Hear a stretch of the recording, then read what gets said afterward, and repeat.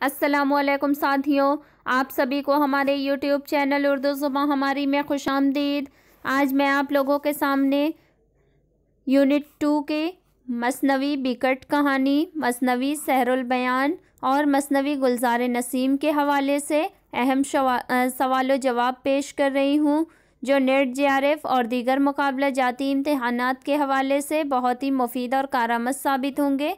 तो चलिए वीडियो शुरू करते हैं। यहाँ पर एक बात, वीडियो शुरू करने से पहले एक बात मैं और अर्ज़ कर दूँ कि लाइव क्लास के लिए हमने आप लोगों से राय मांगी थी, जिसके लिए हमने पोस्ट भी डाल दी थी। चैनल के कम्युनिटी वाला जो हिस्सा होता है वहाँ पे हमने पोस्ट भी कि लाइव क्लास के लिए अपनी राय दें और लाइव क्लास के टाइमिंग क्या हमने रखनी चाहिए। तो उससे मुतालिक बहुत सारे लोगों ने लाइव क्लास की टाइमिंग वगैरह से मुतालिक अपनी राय पेश की वहाँ पर, और जो बेशतर लोगों की जो राय आई है उसके मुताबिक लाइव क्लास की टाइमिंग 8 से 9 के बीच होनी चाहिए। तो इंशाल्लाह कल मंडे है, मंडे के दिन से हम लोग इंशाल्लाह शाम में 8 बजे लाइव क्लास अपनी शुरू करेंगे। आप सभी से मेरी गुजारिश है कि आप सब लोग वक्त का ख्याल रखते हुए टाइम पर लाइव क्लास को ज्वाइन कर लें।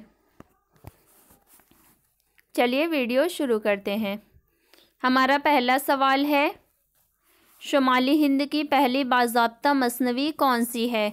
जवाब हो जाएगा, शुमाली हिंद की पहली बाज़ाब्ता मसनवी जो है ये मसनवी बिकट कहानी है। बिकट कहानी जो कि अफजल झंझानवी की तसनीफ़ है। ये इनका लिखा हुआ 12 मासा है जो कि मसनवी की हैयत में है।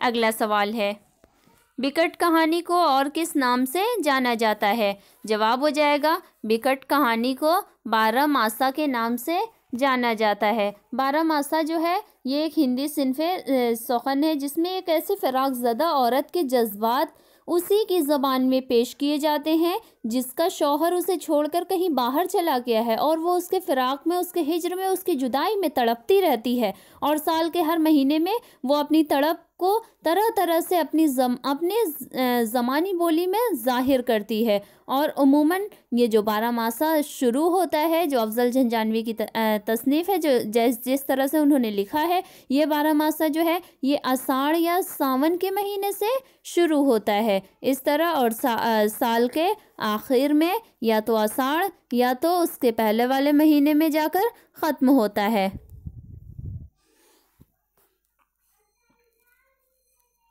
अगला सवाल है, 12 मासा क्या है? जवाब हो जाएगा, 12 मासा जो है ये एक हिंदी सिनफ़े सुख़न है।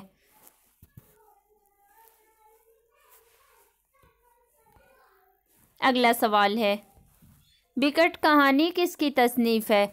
जवाब हो जाएगा, बिकट कहानी जो है ये अफजल झंझानवी की तसनीफ़ है।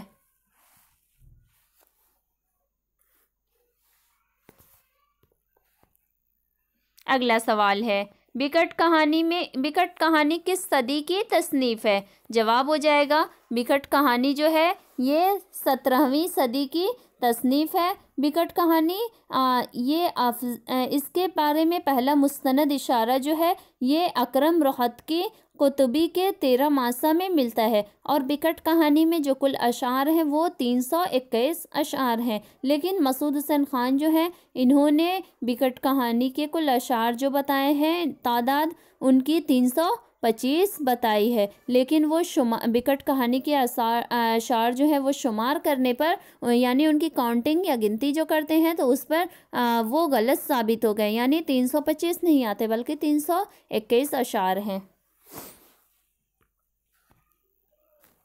अगला सवाल है, बिकट कहानी में कुल कितने अशार हैं? जवाब हो जाएगा, बिकट कहानी में कुल 321 अशार हैं, लेकिन मसूद हुसैन ख़ान कहते हैं कि 325 अशार हैं, लेकिन हकीकतन ऐसा नहीं है। जब उनके अशार की गिनती हुई तो तादाद जो मालूम हुई, सही तादाद जो है वो 321 ही है।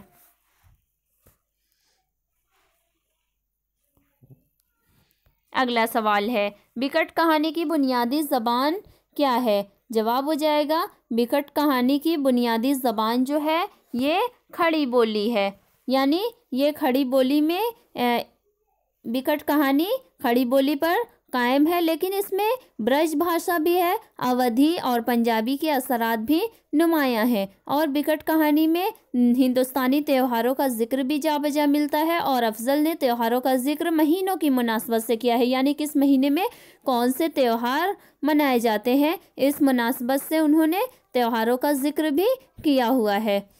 और बिकट कहानी में जो रावी है, यानी जो कहानी बयान करता है, वो एक फिराकज़दा औरत है जो अपनी सखियों से अपने दुखड़े का बयान करती रहती है।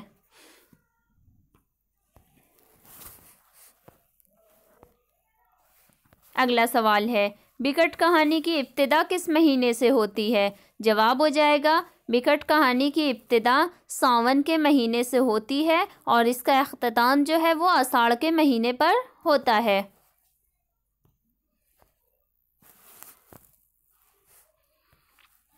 अगला सवाल है, बिकट कहानी को किसने तरतीब दिया?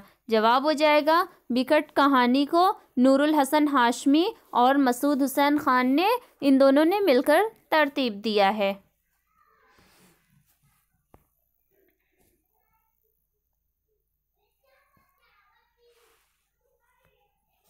अगला सवाल है, बिकट कहानी की इब्तिदा किन अशार से होती है? जवाब हो जाएगा, बिकट कहानी की जो इब्तिदा होती है वो इन अशार से होती है। अशार हैं, सुनो सखियों बिकट मेरी कहानी, भई सू इश्क के नज्म सू दीवानी, न मुझको भूख दिन ना नींद राता, बिरह के दर्द सू सीना पिराता। यानी ये इन अशार से जो है वो बिकट कहानी की इब्तिदा होती है। बिकट कहानी जो है, जिसे बारहमासा भी कहते हैं, इसमें एक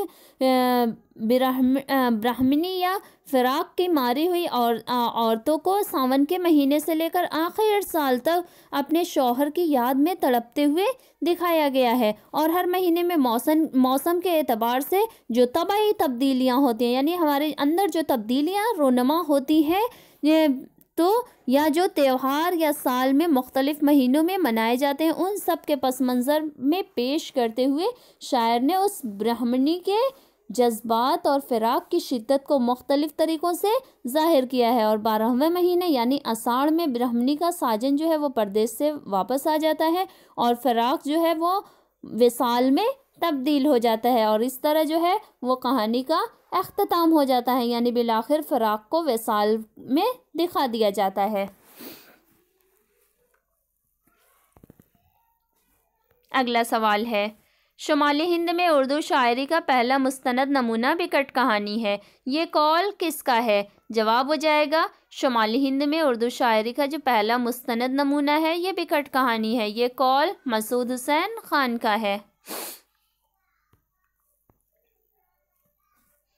अगला सवाल है, बिकट कहानी की ज़बान दक्कनी से मुख्तलिफ और साफ़ है, ये कौल किसका है? जवाब हो जाएगा, ये कौल हाफिज़ महमूद शेरानी का है।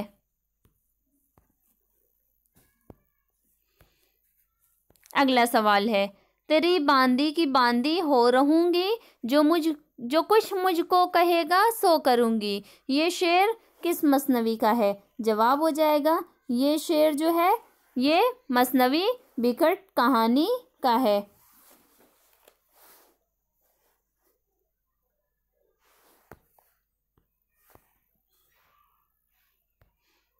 अगला सवाल है, अफजल का दूसरा नाम क्या है? जवाब हो जाएगा, अफजल का दूसरा नाम जो है वो गोपाल है, यानी जो मसनवी के आखिर में आया हुआ है। बिकट कहानी का जो आखिरी शेर है वो इस तरह से है, बयादे दिल रया खुशहाल मी बाश, गहे अफजल गहे गोपाल मी बाश। यानी बिकट कहानी में अफजल ने तमहीदी अशार के जो बाद 12 महीने के हालात व जज्बात को उन्वान के साथ बयान किया है, वो उन 12 महीने में जो आखिर में शेर आता है, वो आखिर में इन्होंने अपना जो नाम एक इस्तेमाल किया है वो अफजल नाम इस्तेमाल किया है, गोपाल नाम इन्होंने इस्तेमाल किया है। और ऐसा कहा जाता है कि अफजल का ये दूसरा नाम था, यानी गोपाल इनका दूसरा नाम था।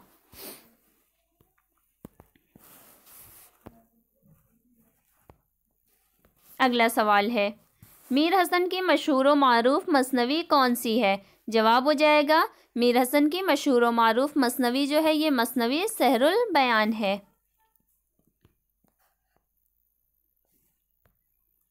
अगला सवाल है मसनवी सहरुल बयान किसके अहद में लिखी गई? जवाब हो जाएगा मसनवी सहरुल बयान जो है ये नवाब आसफुद्दौला के अहद में लिखी गई।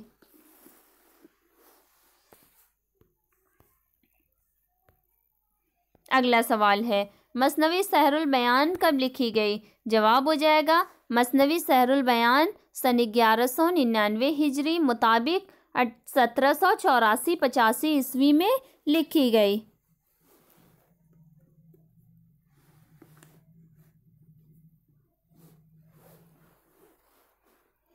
मसनवी का जो सहरुल बयान मसनवी लिखी गई थी इसके आखिर में कताते तारीख़ दर्ज है और इस जिनमें से आखिरी जो कता है ये इस तरह से है कि सुनी जबकि माहिर ने ये मसनवी तो महफूज हो फ़िक्र तारीख की, ये मिसरा पढ़ा वहीं पाकर फरा है इस मसनवी की ये नादिर तरह। और यही जो है यानी है इस मसनवी की ये नादिर तरह, यही जो लाइन है इसी से इसके हिजरी सन का पता चलता है।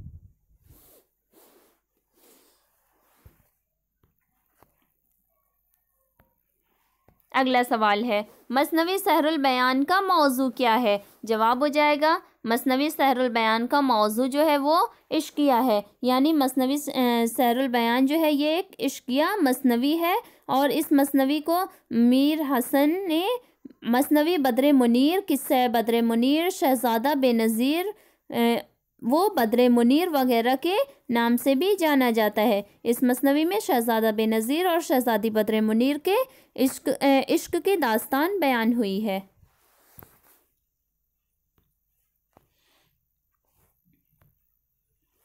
अगला सवाल है मीर हसन का असल नाम क्या है? जवाब हो जाएगा मीर हसन का असल नाम जो है ये मीर गुलाम हसन था और तखल्लुस इनका जो था वो हसन था, यानी इनका असल नाम मीर गुलाम हसन था और इन्होंने अपना तखल्लुस भी जो अखज़ किया था वो इन्होंने हसन ही अखज़ किया था। इस तरह से मीर हसन इनका तखल्लुस था।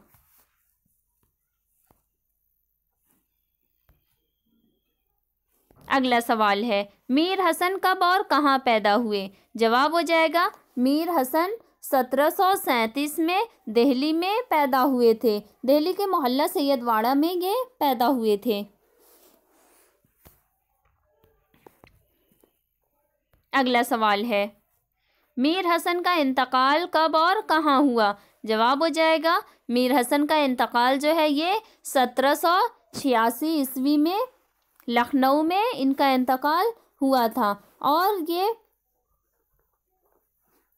मोहल्ला मुफ्तीगंज लखनऊ में ही कासिम अली खान के बाग के पीछे दफन किए गए थे। मीर हसन के वालिद का जो नाम था ये इनके वालिद का नाम मीर गुलाम हुसैन था और ये अपना तखल्लुस ज़ाहिर करते थे जो कि और ये अपने दौर के मशहूर व मारूफ हजवगो शायर थे।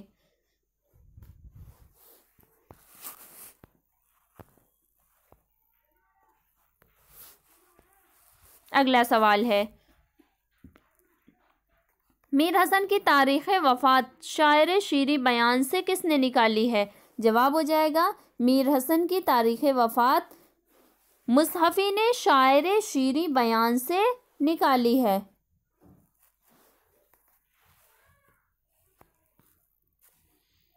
अगला सवाल है मसनवी सहरुल बयान किस बहर में लिखी गई? जवाब हो जाएगा मसनवी सहरुल बयान जो है ये बहरे मुतकारिब मुसम्मन मकसूर या मखजूफ यानी फ़ौलन फ़ौलन फ़ौलन फ़ौल में लिखी गई है।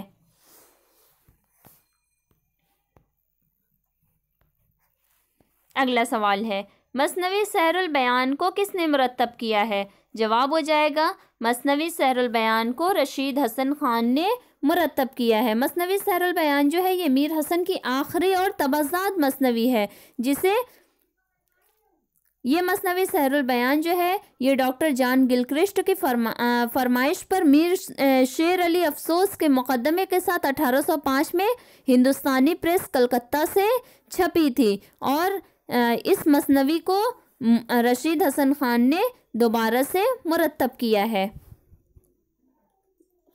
पहला काम तो फोर्ट विलियम कॉलेज की तरफ से हुआ था, जो कि डॉक्टर जॉन गिलक्रिस्ट की फरमाइश पर हुआ था, और दोबारा जो मुरत्तब किया वो रशीद हसन खान ने किया।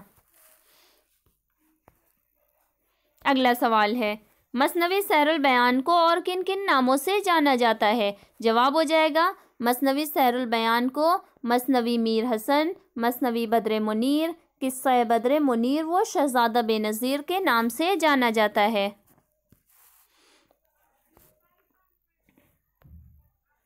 अगला सवाल है, मसनवी सहरुल बयान का दीबाचा किसने लिखा? जवाब हो जाएगा, मसनवी सहरुल बयान का दीबाचा जो है ये मीर शेर अली अफसोस ने लिखा था। डॉक्टर जॉन गिलक्रिस्ट की फरमाइश पर इन्होंने इसका दीबाचा यानी मुकद्दमा लिखा था, और 1805 में ये सबसे पहले फोर्ट विलियम कॉलेज की तरफ से शाये हुई थी।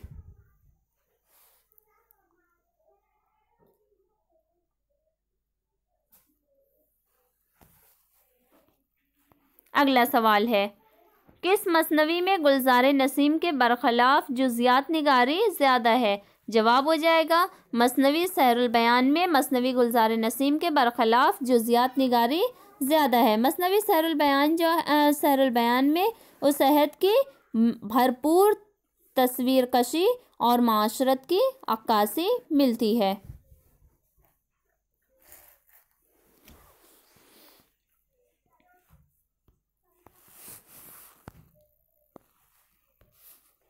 अगला सवाल है, मसनवी सहरुल बयान में किसकी इश्किया दास्तान बयान की गई है? जवाब हो जाएगा, मसनवी सहरुल बयान में शहजादा बेनज़ीर और शहजादी बद्र मुनीर के इश्क की दास्तान बयान की गई है।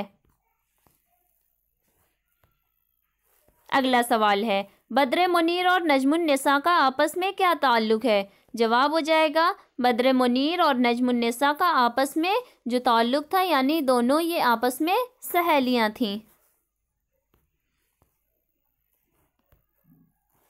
अगला सवाल है, शहजादा बेनज़ीर कौन है? जवाब हो जाएगा, शहजादा बेनज़ीर जो है ये मलिक शाह का लड़का होता है, और इस किस्से का यानी जो मसनवी सहरुल बयान है इसका हीरो यही होता है। जब शहजादा बेनज़ीर गायब हो जाता है तो इसको तलाश करने के लिए नजमुन्निसा ही निकलती है जोगन का रूप धारण करके।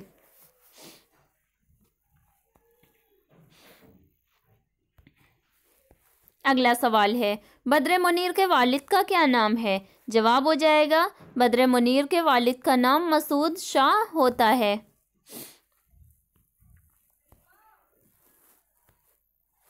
अगला सवाल है, किसने जोगन का रूप अख्तियार किया था? जवाब हो जाएगा, नजमुन्निसा जो कि शहजादी बद्र मुनीर की सहेली होती है, उसने शहजादा बेनज़ीर की तलाश के लिए जोगन का रूप अख्तियार किया था। जब शहजादा बेनज़ीर को परी माहरुख एक कुएं में कैद कर देती है जो कि कोहकाफ के रास्ते में पड़ता है, उस कुएं में वो उसे कैद कर देती है, तो उसकी तलाश के लिए बद्र मुनीर ही निकलती है।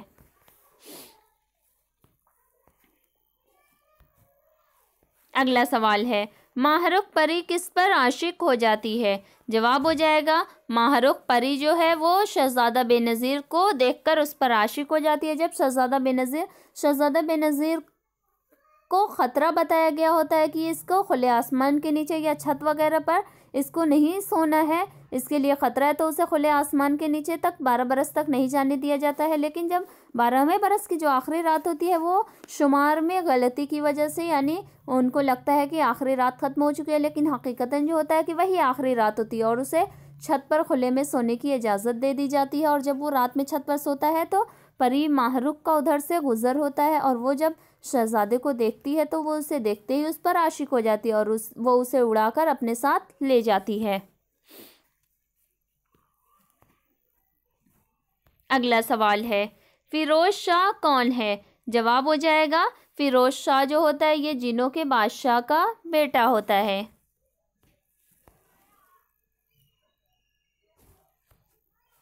अगला सवाल है, मसनवी सहरुल बयान में नजूमियों और रुमालों ने शहजादे को कितने बरस तक खुले आसमान के नीचे न लाने का मशवरा दिया था? जवाब हो जाएगा, नजूमियों और रोमालों ने शहजादे को 12 बरस तक खुले आसमान के नीचे न लाने का मशवरा दिया था।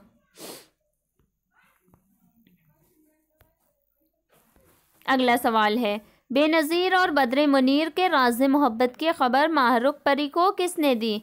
जवाब हो जाएगा, बेनज़ीर और बद्र मुनीर के राज़ मोहब्बत की खबर एक देव ने माहरुख परी को दे दी थी, जिसकी वजह से वो बहुत गुस्से में आ जाती है और गुस्से में आकर वो शहज़ादा बेनज़ीर को कोह काफ के रास्ते में पड़ने वाले एक कुएं में कैद करवा देती है।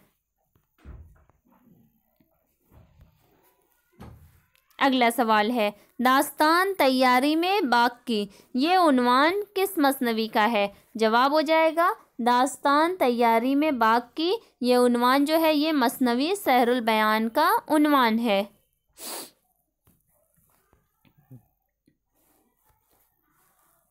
अगला सवाल है, शेर है, ज़मीं नूर की आसमां नूर का, जिधर देखो उधर समा नूर का, ये शेर किस मसनवी का है? जवाब हो जाएगा, ये शेर जो है ये मसनवी सहरुल बयान का शेर है।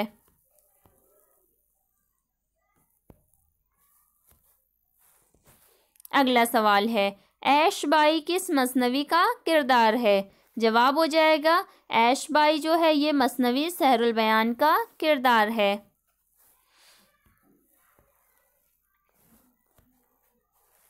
अगला सवाल, माहरुख परी ने बेनज़ीर को कहाँ कैद किया था? जवाब हो जाएगा, माहरुख परी ने बेनज़ीर को चाहे अलम में कैद किया था, जो कि कोह काफ के रास्ते में पड़ने वाला एक कुआं था चाहे अलम नाम का, जिसमें कैद किया था माहरुख परी ने।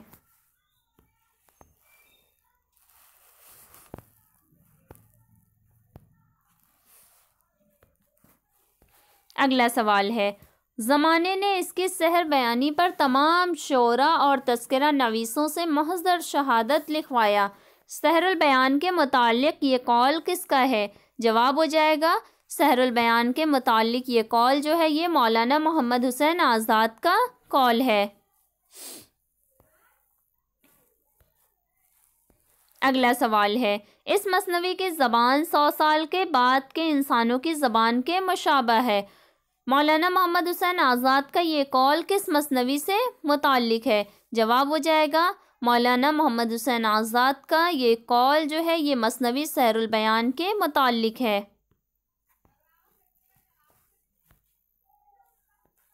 अगला सवाल है, बेनज़ीर को कुएं से बाहर किसने निकाला? जवाब हो जाएगा, बेनज़ीर को कुएं से बाहर जो होता है वो एक सिकंदर नज़ाद देव ने निकाला था। जब बेनज़ीर कुएं के अंदर कैद होता है तो उसकी तलाश में जब नजमुन्निसा जोगन का रूप अख्तियार करके निकलती है तो वहाँ उसकी मुलाकात जो होती है, जो वो जिनों के बादशाह का बेटा होता है फ़िरोज़ शाह, वो जब नजमुन्निसा को देखता है तो वो उस पर आशिक हो जाता है और नजमुन्निसा उसके सामने ये शर्त रखती है कि अगर वो शहज़ादा बेनज़ीर को तलाश करके लाएगा तो वो उससे शादी करेगी। तो वो देवों को तलाश करने के लिए भेजता है, तो एक सिकंदर नज़ाद देव जो होता है वो बेनज़ीर को कुएं से बाहर लेके आता है।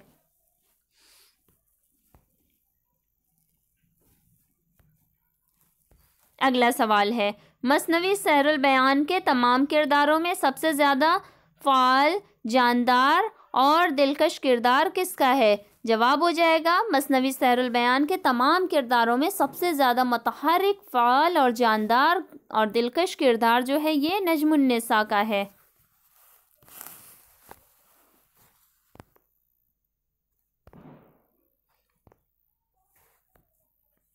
अगला सवाल है, मसनवी गुलजार नसीम किसकी तसनीफ़ है? जवाब हो जाएगा, मसनवी गुलजार नसीम जो है ये पंडित दयाशंकर नसीम की तसनीफ़ है।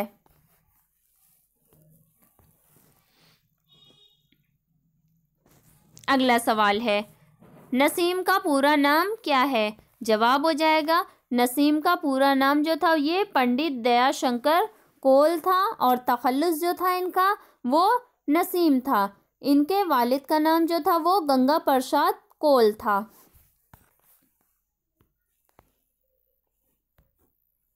अगला सवाल है, नसीम कब और कहाँ पैदा हुए? जवाब हो जाएगा, नसीम 1811 ईस्वी में लखनऊ में पैदा हुए। नसीम का ख़ानदान जो था ये कश्मीर से आकर लखनऊ में आबाद हुआ था और नसीम लखनऊ में ही 1811 ईस्वी में पैदा हुए थे।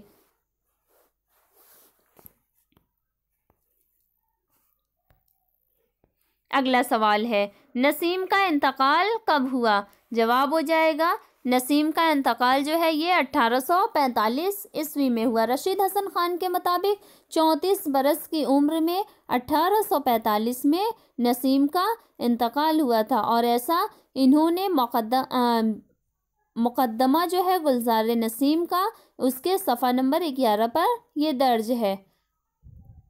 जबकि नूरुल हसन नकवी जो लिखते हैं, नूरुल हसन नकवी के मुताबिक जो लिखा हुआ है कि 32 साल की उम्र में इनका इंतकाल यानी 1843 ईस्वी में नसीम का इंतकाल हुआ था। ऐसा नूरुल हसन नकवी अपनी तसनीफ़ तारीख़ अदब उर्दू में सफ़ा नंबर 133 पर दर्ज किए हुए हैं।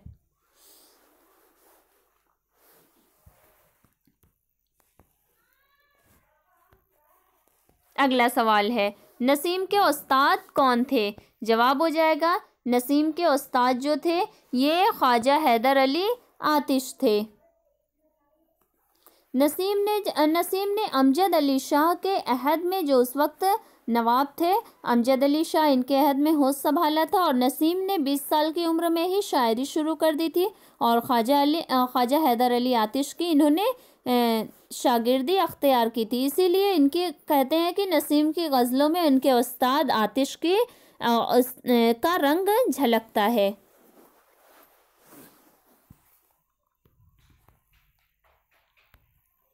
अगला सवाल है, नसीम का ताल्लुक़ किस दबिस्तान से है? जवाब हो जाएगा, नसीम का ताल्लुक़ जो है ये दबिस्तान लखनऊ से है और नसीम जो है ये दबिस्तान लखनऊ के नुमाइंदा शायरों में शुमार किए जाते हैं।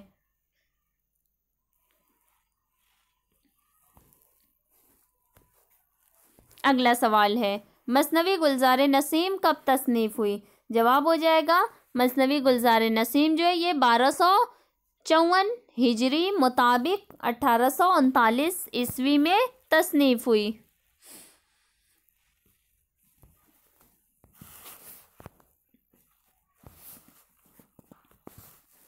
अगला सवाल है, मसनवी गुलजार नसीम का मौजू क्या है? जवाब हो जाएगा, मसनवी गुलजार नसीम जो कि पंडित दयाशंकर नसीम की लिखी हुई मसनवी है, ये एक इश्किया मसनवी है जो कि लखनवी तहजीब की आईनादार है।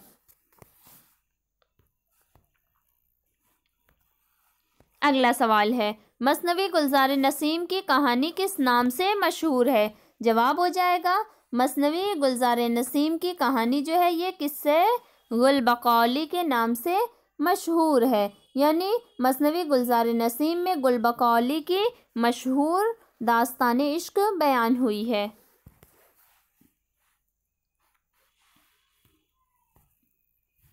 अगला सवाल है, मसनवी गुलजार नसीम पहली बार कब शाये हुई? जवाब हो जाएगा, मसनवी गुलजार नसीम जो है ये 1844 ईस्वी में पहली बार शाये हुई। मसनवी गुलजार नसीम जो है इसका असल किस्सा जो है ये इज़्ज़तुल्लाह बंगाली ने 1722 ईस्वी में किस्सा गुल बकौली के नाम से फ़ारसी नस्र में लिखा था और मुंशी निहाल चंद लाहौरी ने 1803 ईस्वी में डॉक्टर जॉन गिलक्रिस्ट की फरमाइश पर मजहब इश्क के नाम से इसे उर्दू में मुंतकिल किया था और पंडित दयाशंकर नसीम ने इस मसनवी को यानी 1838-39 के वक्फे के दौरान इन्होंने उर्दू नज़्म का लिबास पहनाकर मसनवी गुलजार नसीम के रूप में इसे पेश किया था और पहली बार मसनवी गुलजार नसीम जो शाये हुई ये 1844 ईस्वी में शाये हुई थी और पंडित दयाशंकर नसीम ने ये मसनवी जो है ये 28 साल की उम्र में इन्होंने ये मसनवी मुकम्मल की थी। अगला सवाल है, मसनवी गुलजार नसीम को किसने तरतीब दिया? जवाब हो जाएगा, मसनवी गुलजार नसीम को रशीद हसन खान ने तरतीब दिया था और इन्होंने ही इसे तरतीब देकर इसका मुकदमे के साथ शाये किया था और इसके मुकदमे पर ही इन्होंने इनकी पंडित दयाशंकर नसीम की तारीख़ वफ़ात जो दर्ज की थी वो 34 बरस की उम्र में। इनकी वफ़ात 1845 ईस्वी में इनका इंतकाल हुआ, ऐसा इन्होंने लिखा है मुकदमे में। अगला सवाल है, इजाज़ व इख्तिसार किस मसनवी की खुसूसियत है? जवाब हो जाएगा, इजाज़ व इख्तिसार जो है ये मसनवी गुलज़ार नसीम की खुसूसियत है। मसनवी गुलज़ार नसीम, जब पंडित दयाशंकर नसीम ने ये मसनवी पहली बार लिखी थी तो ये बहुत तवील थी। तो इन्होंने जब अपने उस्ताद आतिश को ये मसनवी दिखाई तो उस्ताद आतिश ने इसे देखा, उन्होंने कहा कि ये मसनवी इतनी तवील है, इसे या तो तुम पढ़ोगे क्योंकि तुमने लिखा है, या तो मैं पढ़ूंगा क्योंकि मैं तुम्हारा उस्ताद हूँ, इसके अलावा और कोई नहीं पढ़ेगा, इसलिए इसकी बेजा तवालत जो है उसे कम करो ताकि लोग इसे पढ़ें। इजाज़ व इख्तिसार इसीलिए इसकी खुसूसियत है क्योंकि इसे फिर उन्होंने बेजा तवालत को कम किया।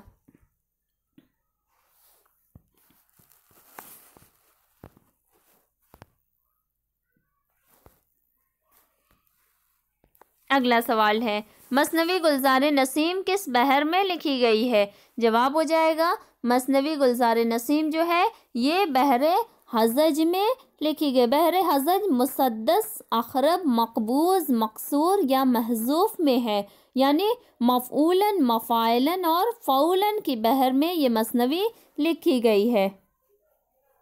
मसनवी गुलज़ार नसीम जो है इसमें ज़बान बयान का वही रंग पाया जाता है जो कि फ़साने अजायब में मौजूद है, यानी सनाए बदाए, तशबीहात, इस्तिआरात, मुश्किलों, सकील बंदिश और रियायतों का इस्तेमाल इसमें पाया जाता है। और मसनवी गुलज़ार नसीम में जो है वो आवर्द का अंदाज़ पाया जाता है और इस मसनवी गुलज़ार नसीम में रियायत लफ्ज़ी का भी कसरत से इस्तेमाल हुआ है।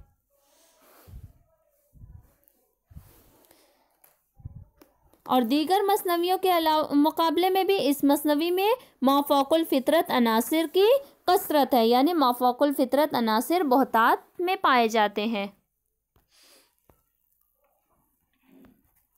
अगला सवाल है, मसनवी गुलज़ार नसीम में दीगर मसनवियों के मुकाबले में किस अनासिर की बहुतात है? जवाब हो जाएगा, मसनवी गुलज़ार नसीम में दीगर मसनवियों के मुकाबले में मा फ़ौकुल फ़ितरत अनासिर की बहुतात है।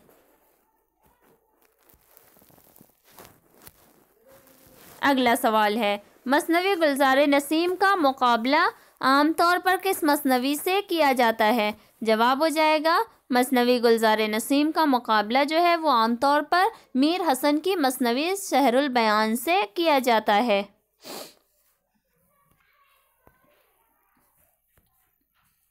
अगला सवाल है, शेर है, लाए उस बुत का इल्तिजा करके कुफ्र टूटा खुदा खुदा करके। ये शेर किसका है? जवाब हो जाएगा, ये शेर जो है वो पंडित दयाशंकर नसीम का शेर है। अगला सवाल है, किस्सा गुलबकौली को किसने अपनी मसनवी में नज़्म किया? जवाब हो जाएगा, किस्सा गुलबकौली को पंडित दयाशंकर नसीम ने अपनी मसनवी में नज़्म किया। किस्सा गुलबकौली जो है ये सबसे पहले असल किस्सा जो था ये इज़्ज़तुल्लाह बंगाली ने लिखा था 1722 ईस्वी में किस्सा गुलबकौली के नाम से, लेकिन इन्होंने फ़ारसी में लिखा था। और मुंशी निहालचंद लाहौरी ने 1803 ईस्वी में गिलक्रिस्ट की फरमाइश पर इसे मजहब इश्क के नाम से उर्दू में मुंतकिल किया था और इसे ही किस्सा गुलबकौली को नसीम ने मसनवी की शक्ल में नज़्म किया। अगला सवाल है, ज़ैनुल मलूक किस मसनवी का किरदार है? जवाब हो जाएगा, ज़ैनुल मलूक जो है ये मसनवी गुलज़ार नसीम का किरदार है।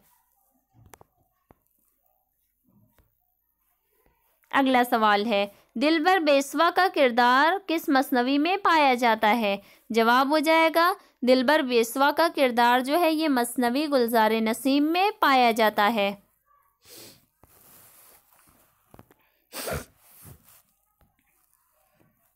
अगला सवाल है, दिलबर बेसवा को चौसर के खेल में किसने मात दी? जवाब हो जाएगा, दिलबर बेसवा को चौसर के खेल में शहजादा ताजुल मुलूक ने मात दी। शहजादा ताजुल मुलूक जो कि मसनवी गुलजार नसीम का हीरो है।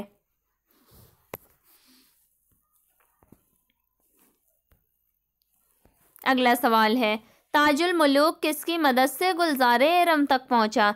जवाब हो जाएगा, ताजुल मुलूक जो है ये देव की बहन हमाला देवनी की मदद से गुलजारे एरम तक पहुंचता है। ताजुल मुलूक जो है ये ज़ैनुल मुलूक जो कि पूरब का बादशाह होता है, इसका 5वां बेटा होता है। और नजूम जब ये पैदा होने वाला होता है उस वक्त नजूमियों ने ये पेशन गोई की हुई होती है कि ये जो 5वां बेटा आपका पैदा होगा, अगर आप इसे देख लेंगे तो आपकी बीनाई यानी आँखों की रोशनी चली जाएगी। और एक दिन तो उस बेटे को यानी 5वां बेटा जो ताजुल मुलूक होता है उसे अलग रखा जाता है। लेकिन एक दिन इत्तेफाकन जो होता है वो सामने से गुज़र होता है और ज़ैनुल मुलूक जो बादशाह होता है वो अपने बेटे को देख लेता है तो उसकी आंखों की रोशनी चली जाती है। और बहुत इलाज वगैरह करने पर तबीब ये मशवरा देते हैं कि किसी भी इलाज से कोई फ़ायदा हासिल नहीं होने वाला है गुलजारे एरम में। यानी एक फूल है गुल बकौली नाम का, अगर उस फूल के अर्क को ये निचोड़ कर आपकी आंखों में लगाया जाए तो आपकी जो खोई हुई बीनाई है, आपकी आंखों की रोशनी वो वापस आ जाएगी। तो उसी की तलाश में उसके चारों बेटे जो होते हैं वो निकलते हैं। और वो पहले ही जिसे कह सकते हैं पहले ही मंजिल में दिलबर बेसवा जो होती है, जो चौसर की माहिर खिलाड़ी होती है, उसके जाल में फंस जाते हैं और उसकी कैद में चले जाते हैं। तो ये 5वां बेटा जो ताजुल मुलूक होता है ये पहुंचता है और ये बिल आखिर हर मुश्किलात का सामना करते हुए देव के ज़रिए उसकी बहन हमाला देवनी के पास पहुंचता है। और वो देवनी ही उसको गुलजारे एरम तक पहुंचाती है जहाँ पर बकौली का फूल होता है।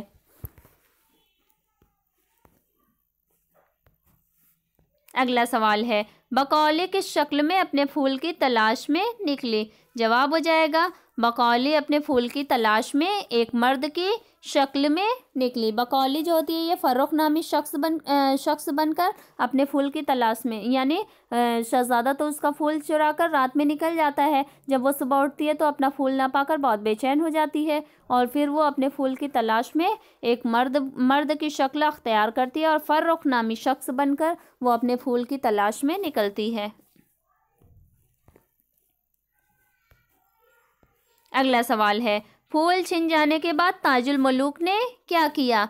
जवाब हो जाएगा, फूल छिन जाने के बाद ताजुल मुलूक ने शहर के करीब ही गुलशरे निगारी बनाकर रहने लगा। जब ताजुल मुलूक जाता है तो ये भी दिलबर बेसवा के साथ चौसर खेलता है और ये पूरे चौसर के जो खेल होता है उसको समझ कर ये गया होता है तो वो उसे मात दे देता है। और बदले में क्या करता है कि जितने भी लोग उसकी कैद में होते हैं दिलबर बेसवा के, सबको वो आज़ाद करवा देता है। उसी में इसके चारों भाई भी आज़ाद हो जाते हैं। और रास्ते में ये लोग सोचते हैं कि अब हम क्या करें, हम तो बकौली का फूल हासिल ना कर सके। और जब ये देखते हैं कि इसके पास शहज़ादा जो होता है ये इनको बकौली का फूल दिखा देता है तो वो उसे छीन कर बकौली का फूल लेकर अपने वालिद की खिदमत में चले जाते हैं। और फिर ये क्या करता है, फूल छिन जाने के बाद ये जादू के ज़ोर से यानी हमाला देवनी जो होती है वो उसे अपना एक बाल दी हुई होती है कि जब भी उसे ज़रूरत महसूस हो वो इस बाल को जलाएगा तो वो हाजिर हो जाएगी।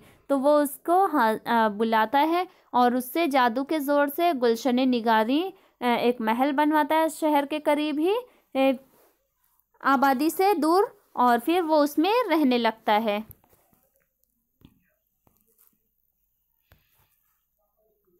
अगला सवाल है, बकौली की माँ का क्या नाम है? जवाब हो जाएगा, बकौली की माँ का नाम जो है ये जमीला परी है।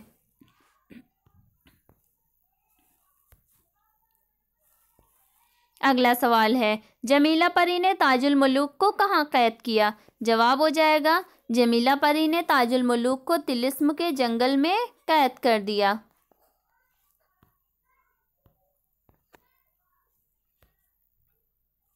अगला सवाल है, बकौली कहाँ की परी थी? जवाब हो जाएगा, बकौली जो थी ये इंद्रलोक की परी थी, यानी राजा इंद्र के दरबार की ये परी थी।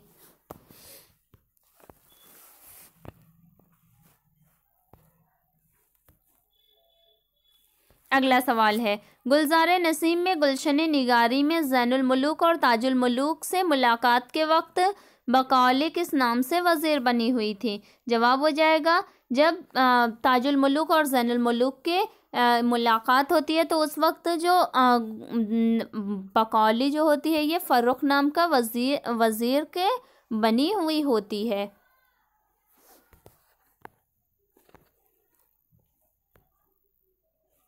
अगला सवाल है, बकौली के वालिद का क्या नाम था? जवाब हो जाएगा, बकौली के वालिद का नाम फिरोज शाह था।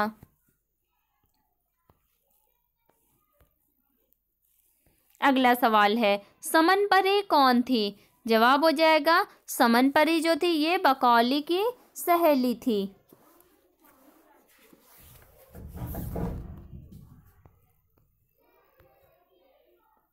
अगला सवाल है, बहराम कौन था? जवाब हो जाएगा, बहराम जो था ये ताजुल मुल्क का वज़ीर ज़ादा था, जो कि बकौली की सहेली जो होती है रूह अफ़ज़ा, इस पर आशिक हो जाता है बहराम।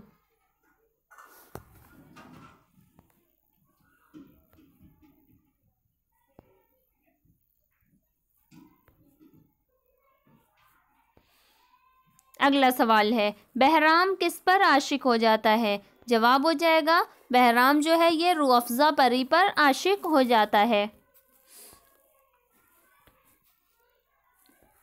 अगला सवाल है, रूह अफ़ज़ा परी की माँ का क्या नाम था? जवाब हो जाएगा, रूह अफ़ज़ा परी की माँ का नाम जो है ये हुस्न आरा होता है।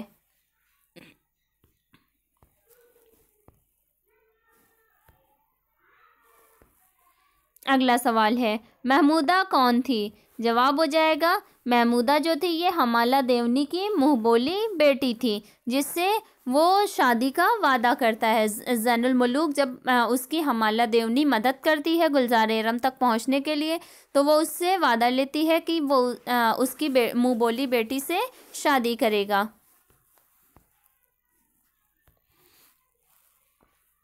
अगला सवाल है, राजा इंदर किस मसनवी का किरदार है? जवाब हो जाएगा, राजा इंदर जो है ये मसनवी गुलजार नसीम का किरदार है। अगला सवाल है, शेर है, जिस कफ में वो गुल हो दाग हो जाए, जिस घर में हो गुल चिराग हो जाए। इस शेर में किस सनत का इस्तेमाल हुआ है? जवाब हो जाएगा, इस शेर में सनत तजनीस ताम का इस्तेमाल हुआ है।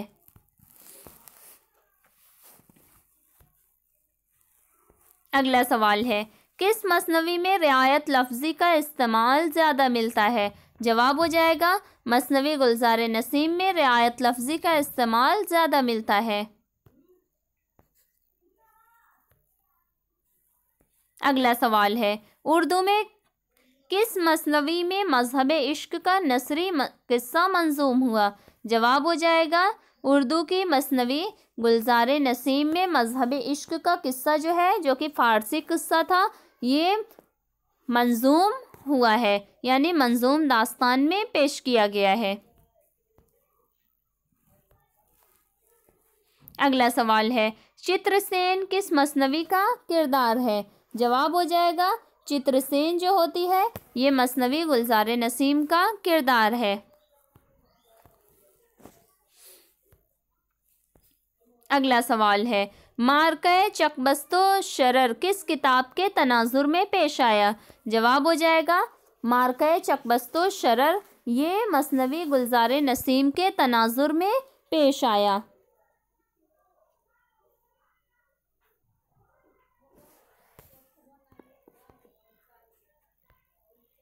अगला सवाल है, हिकायत नसीहत गरी मुर्गे असीरो नाफहमी सयाद की, ये सुर्खी किस मसनवी में है? जवाब हो जाएगा, ये सुर्खी जो है ये मसनवी गुलजार नसीम में है।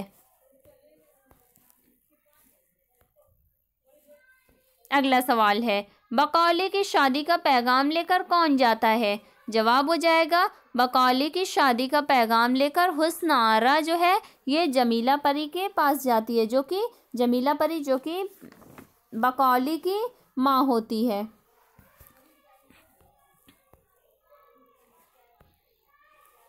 अगला सवाल है, इसे तो बस तुम और मैं ही पढ़ेंगे। तुम इसलिए कि इसके मुसन्निफ हो और मैं इसलिए कि तुम्हारा उस्ताद हूँ। आतिश ने ये जुमला किससे मुखातिब होकर कहा था? जवाब हो जाएगा, आतिश ने ये जुमला जो है ये पंडित दयाशंकर नसीम से इनकी मसनवी गुलजार नसीम के मुतालिक मुखातिब होकर ये कहा था, क्योंकि ये मसनवी जब इन्होंने लिखी थी तो बहुत तवील थी ये मसनवी, और इसकी बेजा तवालत को कम करने के लिए इन्होंने ऐसा कहा था। अगला सवाल है, मसनवी गुलजार नसीम शायराना और फ़नकाराना तख्लीक का मोजज़ा है। ये कौल किसका है? जवाब हो जाएगा, ये कौल प्रोफेसर एहतशाम हुसैन का है।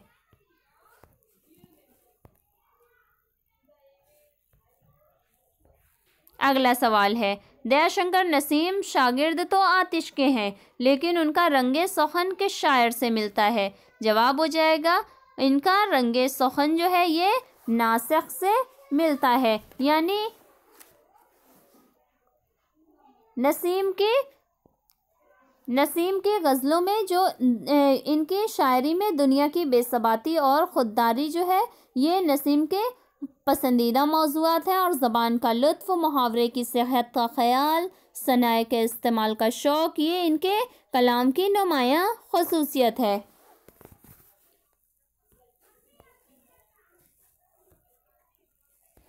अगला सवाल है, मसनवी गुलजार नसीम में बकौली जमीला के साथ रूह अफ़ज़ा की ख़बर लेने जाती है तो कितने दिन बाद लौटती है? जवाब हो जाएगा, गुलजार नसीम में बकौली जब जमीला के साथ रूह अफ़ज़ा की ख़बर लेने जाती है तो 7 दिन बाद वापस लौटती है।